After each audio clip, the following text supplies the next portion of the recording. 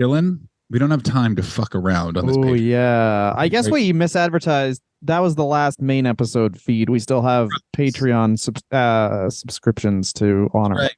We're never fucking stopping. In that in fact, but we are. But we're making sure using time. Yeah. We will And don't stop. try and fucking. Well, I guess you keep signing up, and we'll just have to keep it. Yeah, No, we just won't. keep signing up, and we'll send you your Keep money. giving us money, and we'll Oh, it and just and flatly. let me say this. Yeah, I watched a lot of The Vow 2 yesterday, so I got some weird thoughts in my head.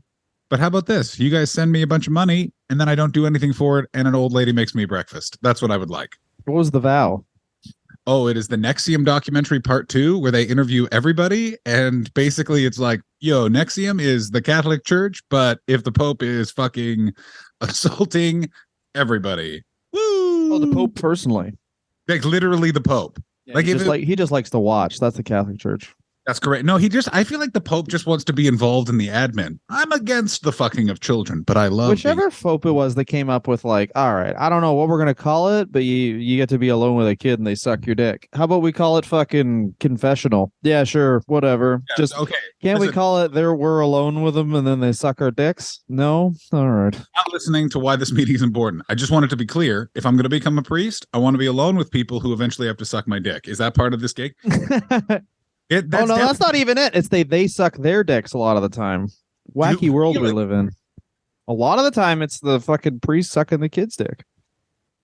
I mean, I hope everyone's sitting down. Pedophilia has officially gotten creepier. Wait a minute, you were okay with? Wait a minute, John. Wasn't okay with you any were of it. like, wait a minute, they do what? That's disgusting. The other way, though. Wait a minute, the priest's the girl? That doesn't make any goddamn. The smaller one's the girl. Also, calling it the girl is good too.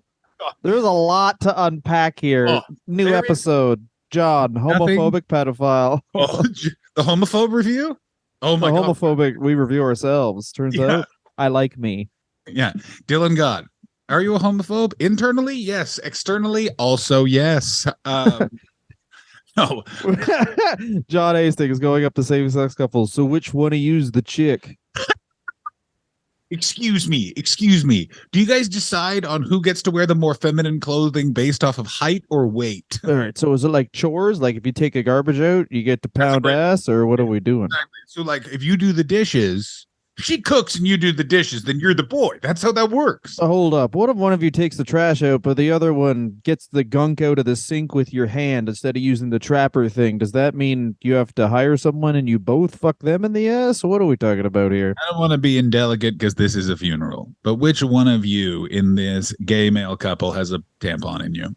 Because that's how I determine it. Because that's how it works, I guess. Excuse me. This is Timmins, Ontario, and I will have my questions answered. Which one of you swallows tampons for 3 days 3 days a month so that there can still be a goddamn woman in this relationship? Answer me that question. You know what I was thinking about the other day was, remember in I actually was 2000s. Go ahead. Remember in the 2000s how it was like, there was a Budweiser commercial, it was like twins. You know what I mean? Twins was the big thing. Mm-hmm. Two chicks. Nice, right? They're twins. I would also like to talk about, this is a phrase that is not used that I heard every day from September 12th, 2001 until the inauguration of Barack Obama. And that was the phrase jailbait. Do you remember that? Do you remember that one? Yeah, I do. Yeah. Girl, you will not go to jail for fucking her, but 6 weeks ago you could have.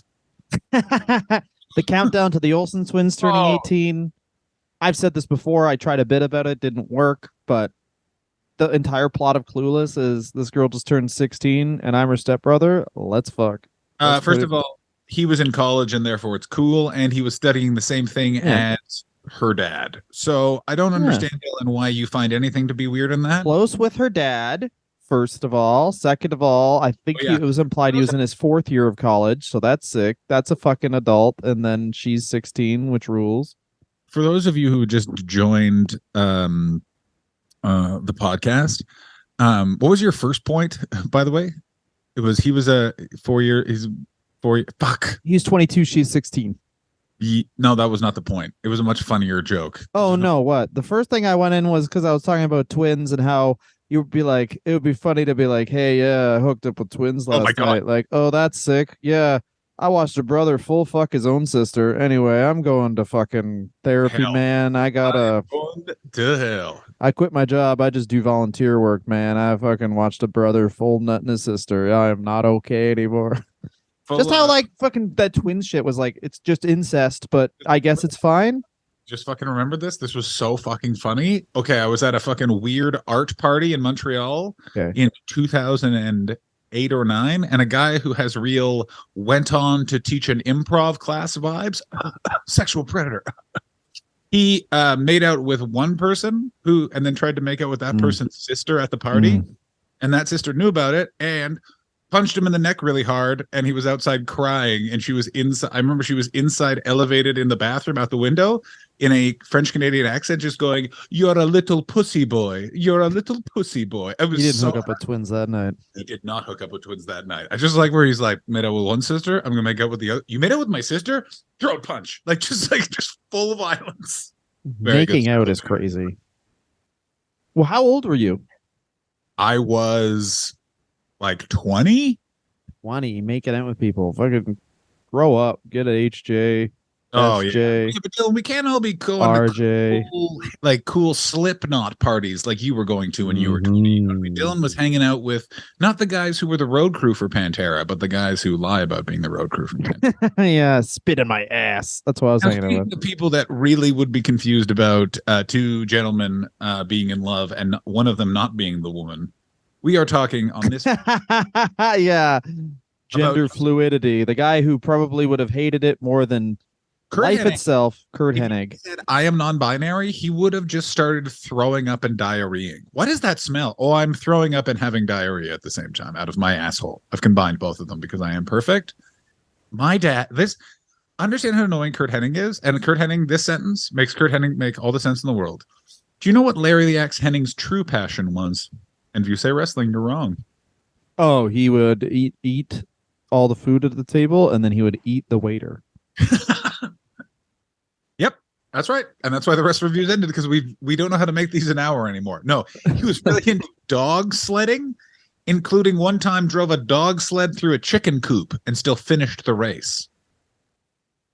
Okay, so he did part of a Naked Gun movie. Yeah. So he actually lived part of a Naked Gun movie. Yeah, Larry Hennig is O.J. Simpson from Gun that movie. Is the envisioning of Larry Hennig with a chicken on his face is crazy. I don't want to be rude, and listen, I'm someone who has struggled with my weight, but Larry Hennig is a giant, monstrous man. He's too big for dog sledding. How many dogs are they pulled? Like, all right, well, I'm 110, so these dogs will have no trouble racing. My name's fucking Larry. I just had a bunch of fucking jerky in the car. I gotta take a shit. These dogs are not going to be able to pull my fat ass. You know what I mean? I am a man. The last time I had sex, I was 26, and that is the last time I also got an erection, because once you sire a boy, you retire from sex and start clogging your arteries. That's right. If you think that I'm going to risk having some sort of fucking STD come out of my fucking wife, that's right. I think all girls are sexually transmitted diseases. The last time she was happy is when I left home.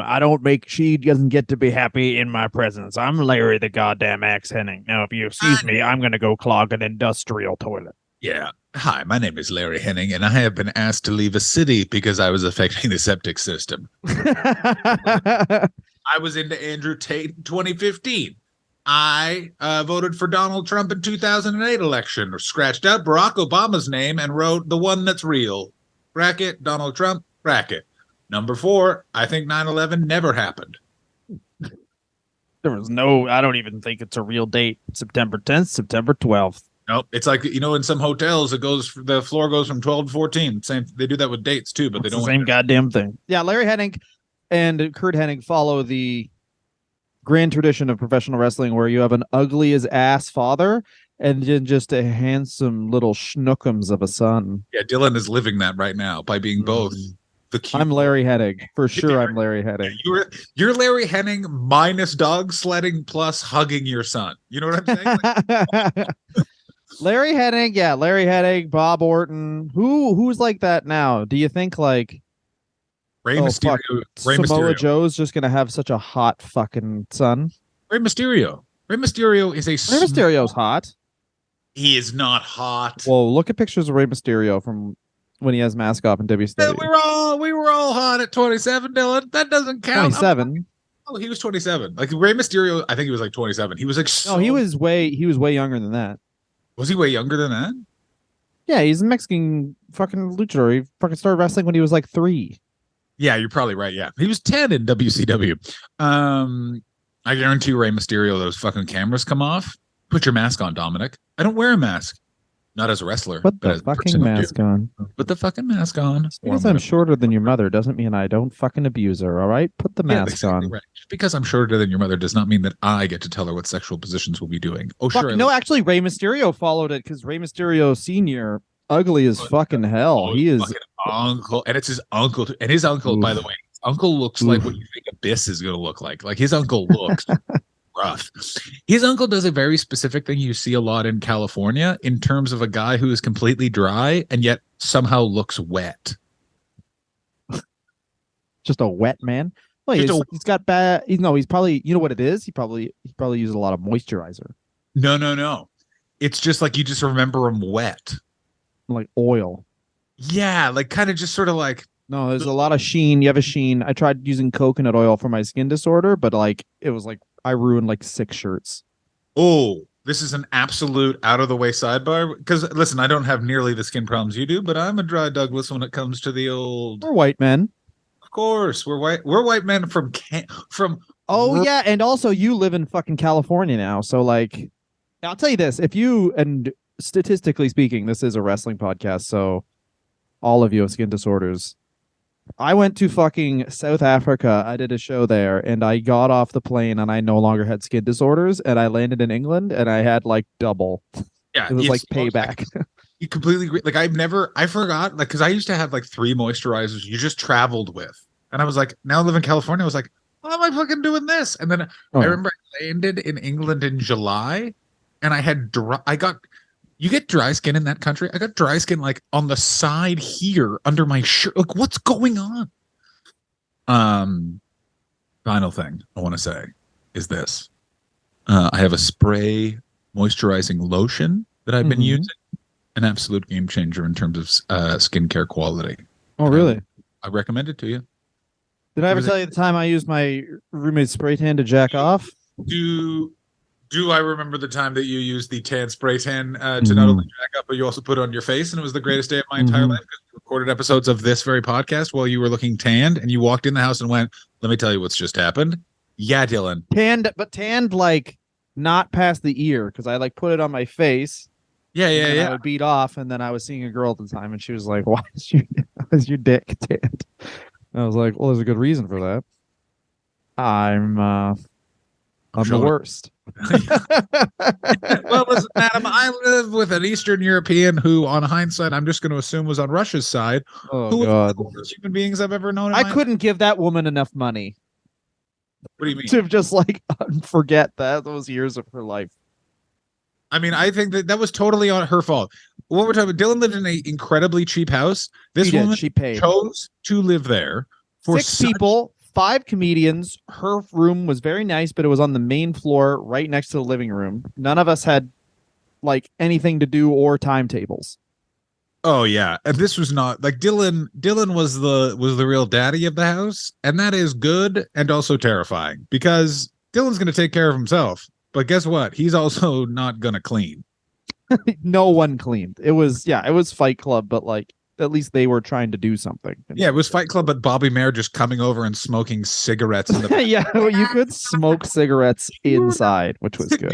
Oh, there was so many cigarettes. Do you remember when he bought a PlayStation and just kept it at your house for like a year? My PlayStation? No, he had it in the house. No, it was an Xbox 360 that I like figured out how to hook up on this fucking old ass TV. What a great time to be alive. Anyway, we're talking about Mr. Perfect. Did you know his first character was actually he was a cat? He was What? Mr. Perfect. Yeah, No. that's true. Yeah, at the end of every match, they just put mice in the ring and he'd step on them. Got it. Also, do you think that let's just fucking open up here. Do you think that he should have been a WWF champion at some point, Mr. Perfect. or I do you wanna- think his gimmick is too silly? Here's what I think. Here's who you could have done it with. If they had, I don't know why. I've been really anxious this week because it's the year anniversary my friend died. So I've been watching a lot of wrestling because it soothes me. Particularly WrestleMania 4 and WrestleMania 5. I just enjoy them. WrestleMania 5. Savage, right before they switched the belt, and part of the conspiracy theory that maybe why they switched the belt is he sold out a bunch of house shows that they didn't think they were like, he was always like be champion, and then like they kind of moved it up and consolidated, but because Hulk Hogan was coming back, they went to that 2-stream house show thing and had Macho Man do a run of it, and he won all of them. Like he sold out all of them, which they didn't think he was going to be able to do. And there was apparently a moments of hesitation of, oh shit, do we actually keep the belt on heel Savage? Because this isn't WrestleMania. No. This was just like a big event, but we can figure it out. In that case, Mr. Perfect, who had just come in the company, is a perfect fucking foil for Macho Man Randy Savage. Because and by the way, this is like crazy fantasy booking, because then you'd be doing a tweener champion versus Mr. Perfect. You'd have to figure out if Mr. Perfect's going to stay being the good guy or the bad guy, but I think he absolutely could and should have done a WWF title run. It was just Mr. Perfect of any wrestler was born in the wrong era. Mr. Perfect, who comes out now with the I'm just really good at shit gimmick, is the biggest heel ever, and him and MJF have like a years long feud, because also Curt Hennig is good enough in the ring to carry particularly MJF, who is a really great wrestler on the mic, but, and you've made this point a million times, has no finishing move. His finishing move is someone interferes and then he punches them with a ring. Oh yeah, but that's the best part about him. He's a heel, baby. Everything he does is measured to make him an extra heel, right down to the fact, and this is so subtle, and so weird. But now he's doing this thing against Takeshita, and he just keeps calling this guy "take a shitta," with mispronounced racist thing. And the reason he's doing that, I'm convinced, is because of all this Kanye, Kyrie Irving shit, where there's all this sympathy, and he, like, a big part of him is talking about how he's Jewish, and he's like, I don't want any sympathy. I need to do something like, I think you're probably I need to be a racist too. So he's being like a lame baby boomer racist. And like, he is smart enough, because they did this big thing where MJF came out for a big save, and it like didn't get as big a pop as they wanted to, clearly. And he was like, okay, well, I'll just stay a heel. Because everyone was like, we like MJF, but we need him to be exactly MJF still. Yeah. I think kind of like how Piper never really worked as a babyface. Yeah, Piper worked as like a real dickhead babyface. Like he worked as like a guy that you're like, wait a minute. Rowdy Piper as a babyface always felt like, did you ever end up having beers after a show with someone and you're like, wait, we're gonna have beers with one of the crazy guys? Like that's how it always felt when Rowdy Piper was a heel or a babyface, pardon me. And I have to tell you, when it comes to Mr. Perfect and MJF, I think they have the similar problem, which is exactly what you just said. The people watching wrestling just want them to do specifically the things that they're doing. Mr. Perfect has an even bigger problem, because what people want him to do has changed as wrestling fans have gotten older. Mr. Perfect is essentially just Daniel Bryan. He's Daniel Bryan on cocaine, the dick face. He's 80s Daniel Bryan.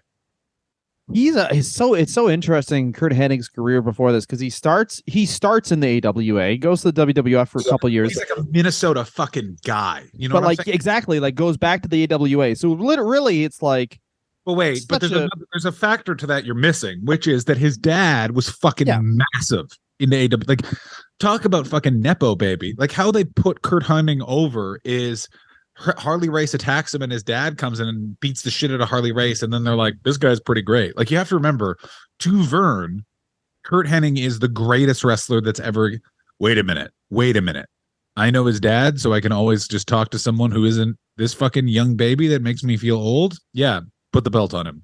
No one knows who he is. I said, put the belt on him.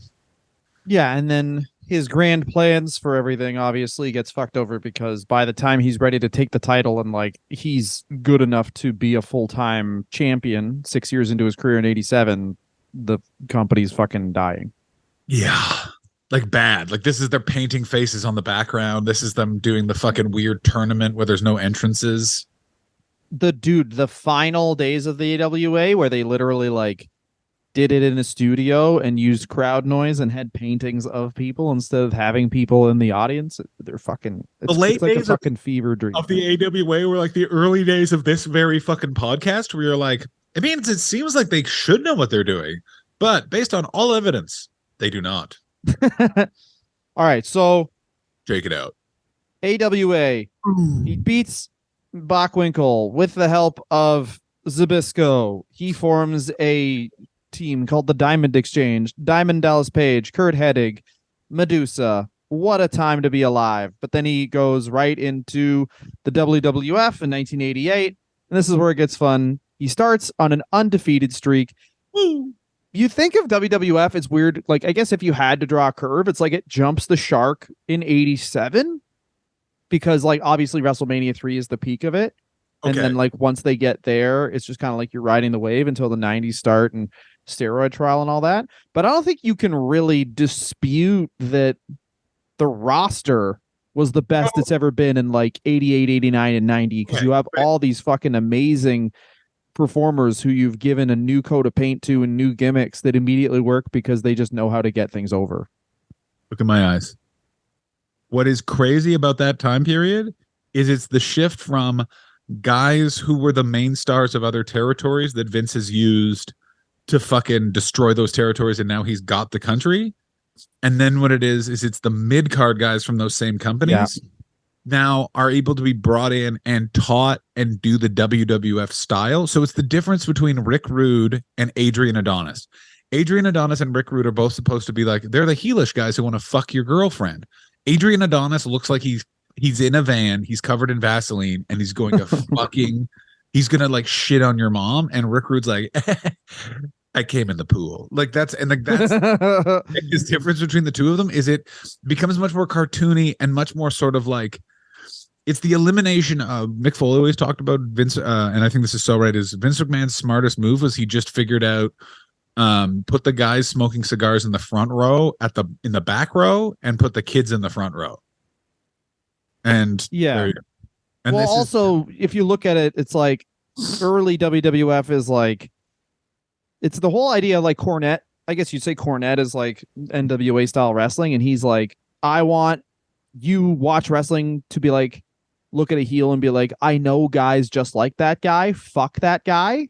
Yeah. And that's why it's so important that wrestling is realistic because you need to get people like lost in the event.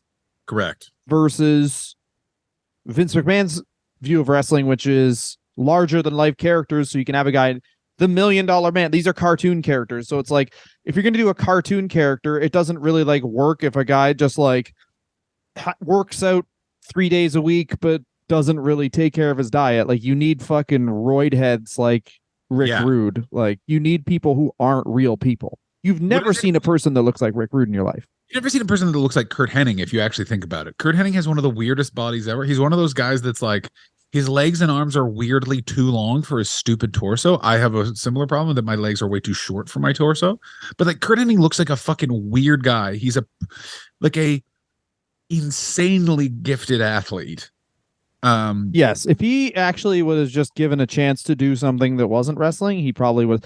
But that's the other thing is like now, and especially having that gimmick in the late 80s when you still have fucking Bad News Brown hanging around where it's like, wait a minute, this guy doesn't have a gun. He's the greatest athlete I've ever seen. Oh my God. You'll be going against our finest, most cardio efficient wrestler, Bastion Booger.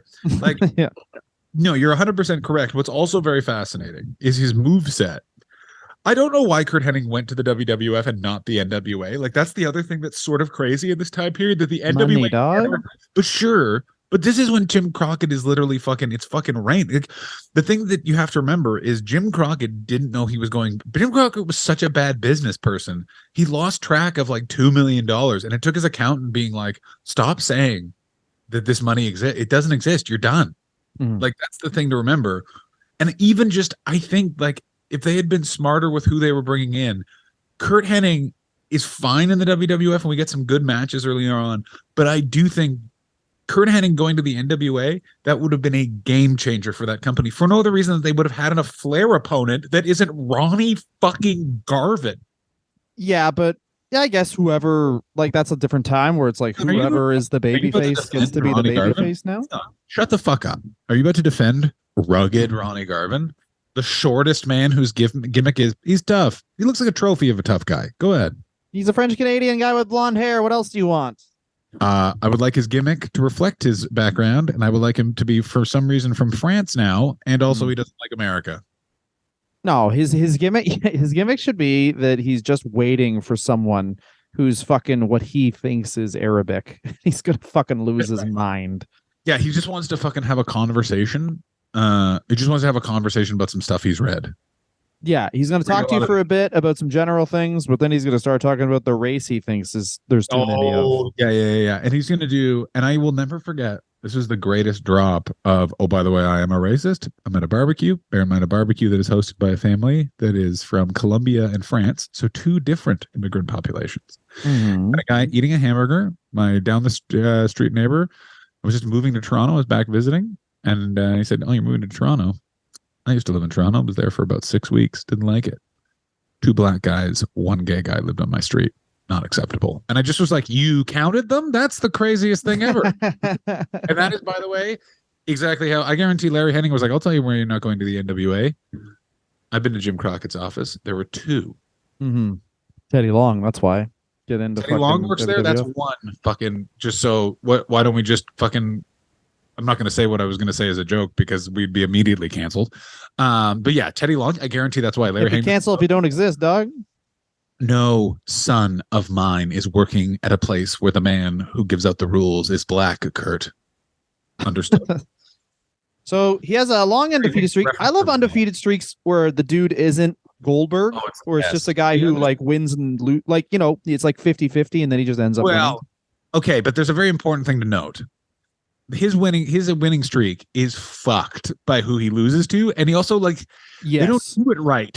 They And do how it he loses. times. Yeah, it's so fucking screwy.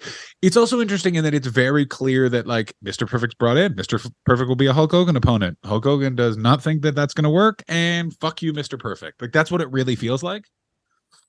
Well, yeah, because like, all right, well, every other Hogan opponent's like, who's the manager? Ooh, it's Bobby Heenan or someone like that. Hennig's manager is the genius, where it's like if you've watched wrestling, you know Leapin' Lanny Poffo, the silly man who jumps, and now he's like, well, I know a lot about poetry now, so I'm intimidating. I will have you know this right now. Keep Lanny Poffo's name out of your fucking mouth if you're going to put a No. tone on that. No. The Genius is the funniest fucking wrestling character ever because it really shows that Vince doesn't know what college is.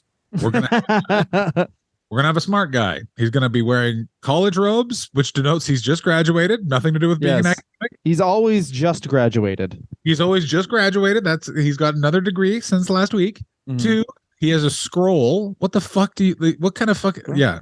It's honestly, it is directly lifted from a Bugs Bunny cartoon. Oh, it's fantastic. There's the Bugs Bunny wrestling cartoon. It's He gets the directly Genius. lifted. He then gets Bobby Heenan as a manager. But I would always say this, and I've said it again. His best manager was the coach. When you said that guy, the coach, Oh yeah, whereas it was just some dude from Minnesota is my fucking coach. just some dude with Minnesota who has a whistle. I think that's where Bill Alfonso got it, but that's just me. And what if I smoke crack and then a whistle pop? Yeah, they kind of fuck him over so much Arena. Just because he loses immediately to the Ultimate Warrior. Immediately.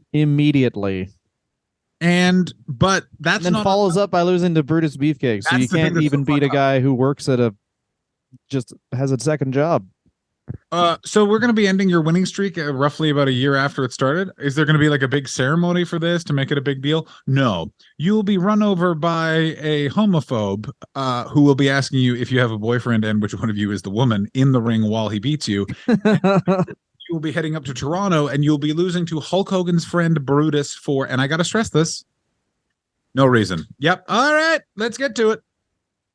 Yeah, it's so weird. Or it's like, also they do the weird thing. Mr. Perfect wins the Intercontinental title in a tournament, Obviously, it was vacated by the Ultimate Warrior, a guy who had just murdered him. And you get this thing where it's like they would have just done the unbeaten streak into him winning the Intercontinental title. Then you have like someone who can win the Intercontinental title and take his winning streak. You're 100% correct, guys. You were here first. The first time Dylan made a point. Let's get 33 years ago on the phone. I got one good idea for it. Hello, 1990. I'm going to say this right now. Everyone's going to want to wear high-waisted jeans. Stop it. You couldn't be more right. They needed to just roll. And also, by the way, put them in this weird position. This is a Vince McMahon thing that I find fascinating. You know, him and Bruce Pritchard got into an argument supposedly over the title for title thing because Vince was like, so if Hogan would have won, would he get the Intercontinental title? No. Okay. Well, then it's not title for title. Yeah, it is. They both have titles. So if they're fighting each other, it's title for title. But it's for the World Heavyweight title. Yeah, because Ultimate Warrior is going to win, and we're going to put that. Like, he didn't understand the concept of his own fucking match. Meaning, what they should have done is gotten that fucking IC belt off of the Warrior, and you could have done that to build to the WrestleMania 6 match of you have perfect Warrior lose to perfect, and you have it look like Hogan is somehow responsible. Do I have to book everything, Dylan? Whoa, that would have made the match way better, John. Not fuck you. We have to take a stop now because I'm not upgrading to fucking Zoom Pro. I'll never. Certainly not. Dylan used my butt for a toilet. All right, so we've got Curt Hennig. He has lost to the Ultimate Warrior at a house show. We laugh at him. I gave him some pills, and that's how he died. No, he becomes the Intercontinental Champion, and then we get this weird time in the WWF where Bret Hart and Curt Hennig are chasing each other for the belt. So you get these really amazing matches with no rest period that are super intense, but also really weird because the commentary doesn't know how to basically do NWA matches on WWF television. Like, they don't know their moves. Yeah. SummerSlam match they have at the Match Made in Heaven, Match Made in Hell double main event SummerSlam. Like, they're literally doing like crazy suplex complexes, like combo stuff like that like Joey Styles should call, and Gorilla Monsoon, oh my god, I think I lost some money or something, I'm tired. Like, it's just like, okay, yeah, they're out of their depth. Yeah, apparently these two guys are going to fight. If anyone could tell me where the nearest Bucky is, Vince told me who's going to win, and I'd like to place a large bet. Here's the thing to know about me. I got Jesse the Brody Ventura fired because he wouldn't let me borrow his clothes. Back to you, Gorilla. That's me. But you're right. You're totally right. Also, yeah, he gets everything. Bobby Heenan as his manager, and that is something that should have been done when he had the fucking winning streak. I've won the Intercontinental title. Like, silly. I say this, it's actually very soothing in that you're like, man, Vince didn't know how to fucking book a wrestling show in the 2010s, and it's like, no, he never did. It was just, it took him so long to get rid of anyone who knew about wrestling in that company that it only really started to notice then. But it is classic Vince McMahon where he gives them this long winning streak, but then it's like, okay, now you have to lose embarrassingly a couple times to like test your loyalty. Like, he can't like give anyone the full heat. He needs them to be tamped down a bit. And especially since it's his winning streak isn't like I said, it's not like he's fucking booting this guy's perfect plex done. Yeah, that's a very good point. Like, it's they're all sort of competitive matches. There's nothing sort of affecting the fact that you like just let the fucking guy. Yeah, it's an interesting one because also once he sort of has the IC belt, they have that Big Boss Man feud, but like it's not that great. Like I always found the Honky Tonk Man was sort of the great golden age of wrestling heel Intercontinental Champion. Like, he's just such a shithead, and it doesn't like, why are you the champion? Well, Curt Hennig, it was sort of like, oh, this guy's going to be awesome. And then he got in the matches, and there were a lot of sleeper holds. It was a very weird time.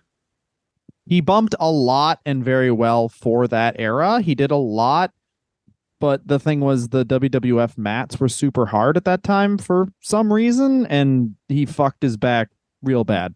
I also think it needs to be taken into account that this guy partied like a motherfucker. Yeah, his toxic, like his cause of death is basically so much drugs. Yeah, his cause of death is nose beers. That's what's for dinner.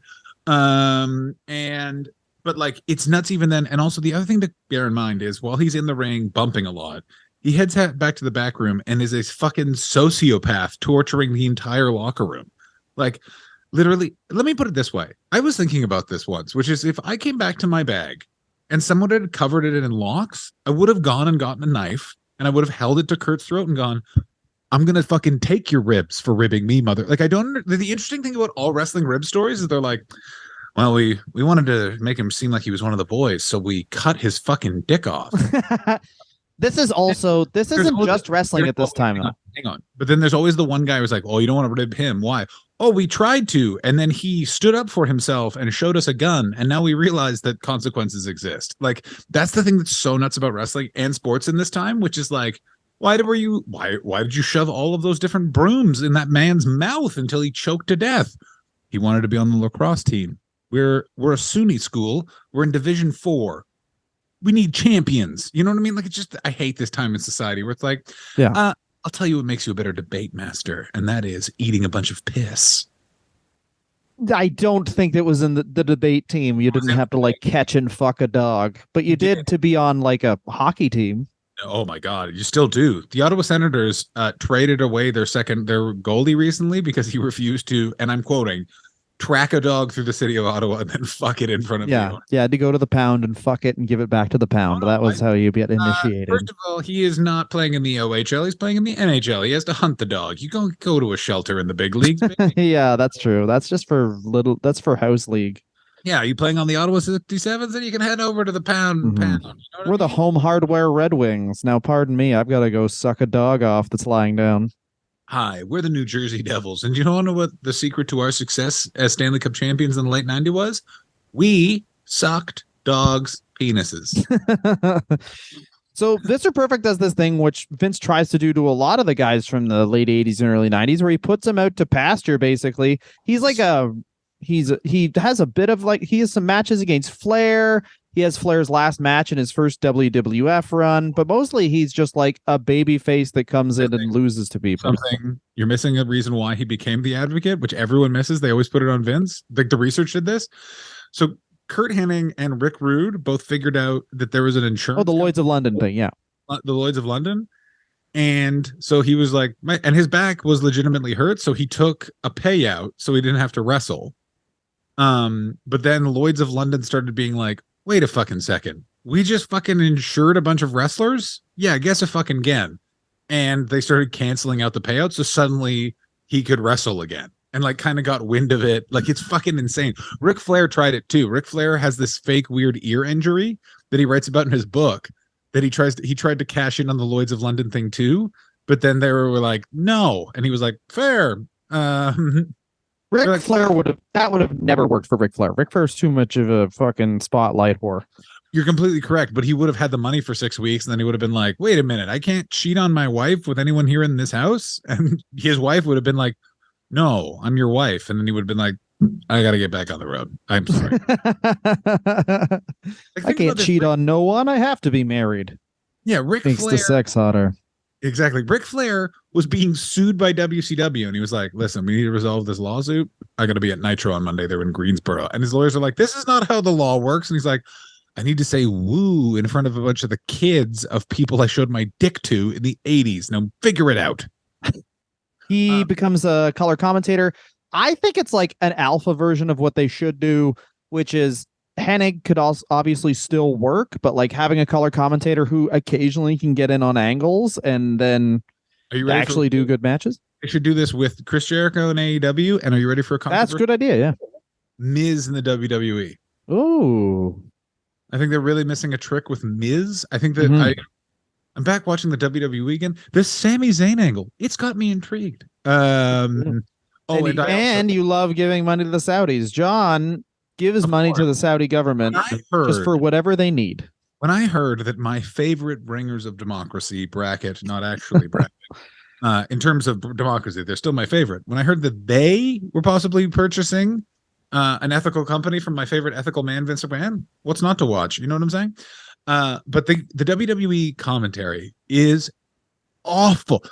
Oh my God, something has happened, Michael Cole. That's right, Corey Graves. It's like we're not even sat next to each other.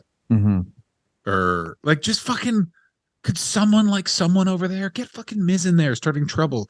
I want Miz and Daniel Bryan to be the color commentators for the WWE and then just to talk about backstage gossip while the matches are happening. That TV show would make $1 billion. No, I want fucking the Liver King only. Liver King does the whole thing. Oh my god. If it's I want Liver King, I want Larry the Axe Hennig, and I want the Miz. That's the fucking commentary team I want.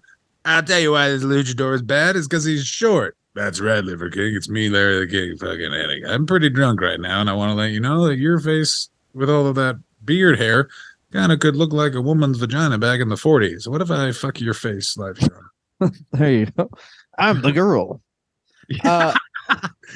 Liver. So Hennig goes to WCW, and it's easy to forget this, but it's like he does this great angle with the Four Horsemen. But I will say this: it was like the Four Horsemen in my mind were the old stable, and then that didn't.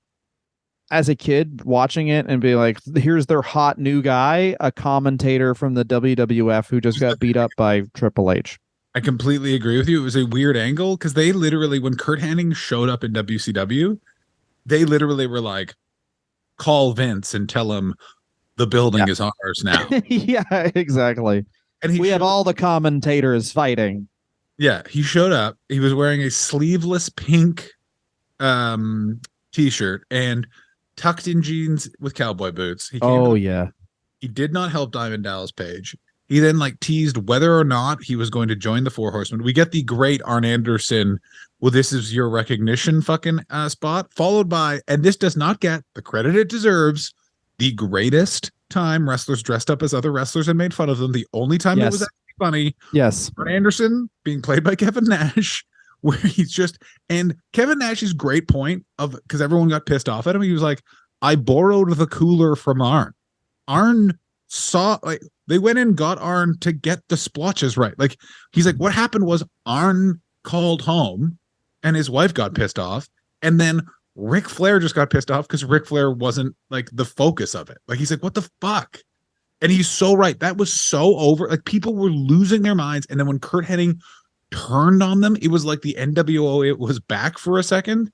And it's lost to the fucking sands of history. But that Starrcade 97, they did do a great job of I actually want to see 6 of these matches. And you really, for the first time ever in my view of watching Ric Flair, you were like, I want to watch Ric Flair beat the fuck out of Mr. Perfect. This is going to be awesome. And it was fine. Then, and we are not skirting over this, the greatest angle in the history of the 20th century in terms of wrestling took place involving Mr. Perfect, Kurt Hennig. What was that angle, Dylan? The West Texas Rednecks. Oh, rap is crap. Oh, the greatest WCW angle ever. The NWO can eat my ass. This is the best one. A man from Minnesota and a bunch of people who aren't from Texas formed a band to be like, I'll tell you what's bad. Rap music. They brought in Master P and the No Limit Soldiers, and the WCW thought that this Southern-based wrestling company, I have been to the South in the U.S. Crazy. You don't even know how much country music there is out there. Dylan, did you know that there's way more country music subsets? I don't know anything about country music. Let me say this right now. You're missing out, because country music is the pro wrestling of music, where it's just a bunch of perverts. Just George Jones, and I cannot stress this enough. George Jones, one of the kings of country music, did a full tour in the 80s, so fucked up on cocaine he thought he was Donald Duck, and he was so fucking crazy and had so many guns, no one stopped him. They were just like, yeah, well, you came to hear a duck sing. I don't know what to fucking tell you people. But I think I was listening to a Cocaine and Rhinestones. Who's the guy did the Devil Went Down to Georgia? Charlie Daniels song. And then the second song was basically I went to a bar and there were guys kissing guys. Puke, puke, puke. I puked. There's a lot of them that are just and then 2 guys held hands, so I hit them with my car. A lot of that. Hank Williams Jr. Hank Williams II is still Hank Williams Jr.'s got some fucking all the way live things to say. Oh, yeah.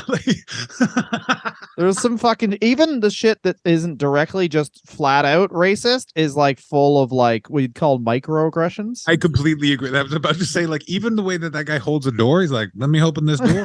He figured out the most fucking You're just like, the South will rise again way to hold a door in the world. let me hold this door for you, not like one of those goddamn Italians. Opens it too quick. Slow. That's right. You're like, I figured out which races it's fine that I say shit about in public. I mean, here's all I'm going to say about Hank Williams Jr. is I guarantee his mind's a little fucked up because when Hank Williams, his dad, drank himself to death at 27 or something, maybe 22, all of Hank Williams's friends, i.e. George Jones, Johnny Cash, all these like pillhead millionaires were like, Hank's dead. We still need a friend. Guess what, Hank Williams's kid, who's like 13, you're our friend now. And so he just partied with the fucking country stars. You know the Monday Night Football song, "All My Rowdy Friends Are Coming Over Tonight," or whatever it was. That's about that time of they all got sober and then they all fell off the wagon around the same time and came back over to his house. And he's like, "Oh, my friends!" And then he wrote that song, and I assume has billions of dollars from being the theme music to. He also wrote a song. There's a song that he sings on, I don't know what it is, but it's like some country talk show, and it's basically like they're all in the wagon, they're all sober, and the whole song is like, "Why don't you pussies start drinking again, pussies?" That's the original. That's the original of "All My Crazy Friends Are Coming Over." Nobody wants to get drunk. Yeah, that's what it is. Yeah, it's like all these people are. Like, yeah, they're 40 and you're 25, man. You gotta fucking make some new friends. No, I got news for you. Country music is not about changing anything. Anyway, Wax Texas Rednecks. The best. They went everywhere. It got played on the radio in the South. Of course. It started charting. They had to shut this down.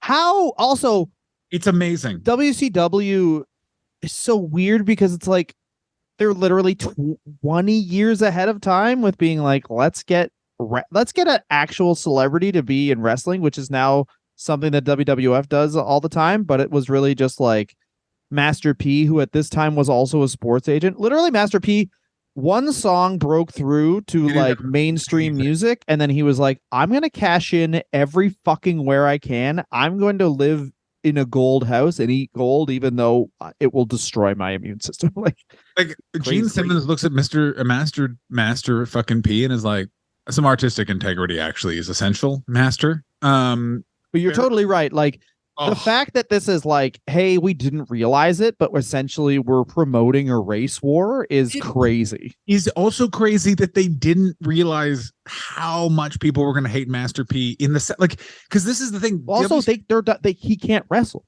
Like, you're asking, like, hey, here's some. Go fuck yourself. The No Limit. Okay, no, he was very good. There was that tall guy that was being paid more than like he was being paid more than all the cruiserweights combined, and he wrestled one match and then tore like everything in his leg. Yes. Like, I'm not a wrestler, and they were like, not a wrestler. And then they tried to bring New Jack in, and someone was like, "Yeah, you guys just saw a black guy. You don't know who New Jack is." And then they watched a video, and they were like, "Fair point. Get New Jack out of here." Yeah, because he'd be like, "I'm still the same gimmick. I come out with a shopping cart full of weapons, and then I'm going to make sure Bobby Duncombe dies 2 years earlier. 2 years earlier than what? Never mind." Yeah. If you want scary answers, if you don't want scary answers, stop asking scary questions. New Jack. So let me say this also. It also is why Kurt Hennig is the best, because this is a font of New Jack apparently constantly showing up at autograph signings of Kevin Nash, because for some reason in his head, Kevin Nash cost him his job. I like that. Listen, I live for New Jack. The other thing to bear in mind, my boy, is I don't know what happened to Kurt Hennig after this. He showed up very briefly in WCW. His body hadn't changed, but looked softer. And then, this is very important, did a bunch of blow in a motel and died, much the way Dylan and I are planning on dying minutes after this podcast is done being recorded. Oh, yes. Well, I mean, you get the fact that, I mean, obviously there's a lot of shit happening. This is not the least of WCW's problems, but like the fact that they didn't just immediately call an audible and just have someone come out and be like, I hate country music. It's for rednecks. I'm from this, like, just pivot it and not be like, we're booing black people. Just like pivot it and be like, I'm from New York and I am a businessman and I only listen to classical music. Country music's for stupid rednecks. Like, the fact that you don't do that is nuts. Of course. but it's also the fact that they just shut the angle down because they were like, wait a minute, we'll end up making some money off of this. Yeah, And don't let's not do this. Yeah, we don't want money. Like it's like I remember people. It was my favorite angle because it's the last time WCW was fun. Like it was, and like Gene Okerlund introduced them, the West Test from Minnesota, the West Texas Rednecks. That's, I do remember they were at one point introduced from Minnesota. Yeah, because they were all. That was the fun part. They were all. They were all from Minnesota. B, Kurt Henning's giving impassioned promos. He's so much better at speaking than anyone they were facing. Because remember, you do know the other thing is that that Kurt Hennig was obsessed with cowboys. Like this is another detail that he loved country. So it's also this weird thing of like Mr. Perfect got to live his dream. Wait a minute. Not only do I get to be my dad by being a wrestler, I also get to be me, a country singer. And they were like, I mean, it's weird you put it that way. And he was like, I am my dad. Yeah. But this is what I'm saying. Like he gives this impassioned speech, which is something that people is real, where it's like you don't have to be from the southern United States to be a redneck and like country music. So there's a lot of people. He's even unlocking more people that'll be on his side, and they literally stop the angle because they're cheering the West Texas Rednecks instead of just saying, let's just have them feud with someone else. You stop it wholeheartedly. WCW ruled. Even the WWF, you know what? Actually, the WWF would do that now. Vince would be like, that's not what I want. So yeah. Then he comes back to WWF for a minute and is the only guy that gets fired from the plane ride from hell. That's right. He was one of the sacrificial lambs of the plane ride from hell. Him and Lesnar were fucking wrestling by the door. I mean, Ric Flair was fucking Harvey Weinstein minus the plant. Like, and it's the funny, like the plane ride from hell is so nuts. What's also crazy is that, like, oh man, that Vice documentary, it is, the fallout of that has been fascinating. One of the things that's very fascinating, apparently, who does Ric Flair blame the whole thing on? Are you ready? Jim Ross. It was Jim Ross's fault because Jim Ross was in charge of talent. If he had told me not to behave that way, I wouldn't have behaved that way. Really, not Rick? An adult. What are we doing here, buddy? 70-year-old, not an adult. Well, this is the ultimate irony you were talking about. Well, I don't even know what irony. Anyway, Hennig, you were talking about Hennig for a million years for all this pranks and shit. The thing that gets him fired from WWF is he puts shaving cream on Brock Lesnar's head. Brock Lesnar fucking tries to throw him off of the plane. Oh, and of all the pranks that this guy does, where it's like, yeah, I played a prank. Now this guy doesn't have custody of his kids. And he's like, shaving cream on the head, that's light. I'm going to fucking kill you. I played a prank on the president in 1963 in Dallas. Oh, wait. Yeah, me and me alone. There was one shooter. It was Mr. Perfect. That shot was perfect. Yeah, he was 5. He shot. I 100% could say, I guarantee Kurt Hennig, Larry the Axe Hennig was sat next to him. Yeah. He's a fucking pussy Democrat. You know what that means? They let Lincoln win. And you know what that led to, right, son? What's that, daddy? The Civil War. So, and anyway, and then he's dead now. Yeah, Kurt Hennig's dead. I don't care. I'm going to say this right now. I guarantee that his son is a nice-ish person, and that is because for a period of his childhood, his shitty father was dead. This guy seems like a piece of shit. I don't know. He does seem very likable. Hennig, and I didn't do enough research to know anything about him. He came up with fucking Razor Ramon. He was the guy who did that. He also came up with shaving a passed out woman's head. I have no evidence. Oh, it was the 80s, John. Ask your dad what he did. Ask your dad how he met his mom, his mom too. They were working at a place where they shaved a woman's head together, I'll have you know. Oh, really? Right. And then they had sex on her passed out body. That's how you make a baby. No, probably though. I just want to say this. I think Kurt Hennig definitely did some really fucked up shit, and it's based purely on the people that all revere him. Shawn Michaels when he was on cocaine, Kevin Nash starting that weird podcast that he sits in front of art to do, Scott Hall sobering up, ergo losing his edge.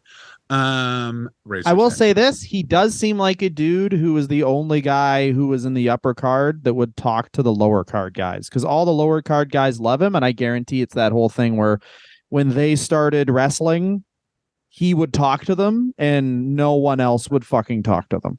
because they all talk about Macho Man and Flair and Hogan as these kind of like weird, untouchable people. Even Bret Hart, they're like, yeah, Bret's nice, but like he was standoffish. Whereas Hennig would like, this is how fucked I guess wrestling was. Even him just like gluing their ass to a toilet sheet and then they wake up with a gun in their mouth.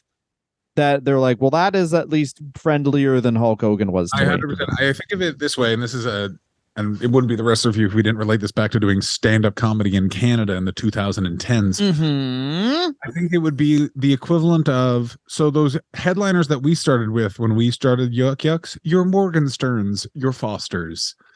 I feel like Hennig would have been like a Tim Steves in that he's of that generation, but he just didn't treat the younger guys like, he would just be like, hey man, you're a human. And then like, and I guarantee Macho Man was like, you fuck my wife, Kurt. And he was like, I am not even in the building. And I think you guys got divorced.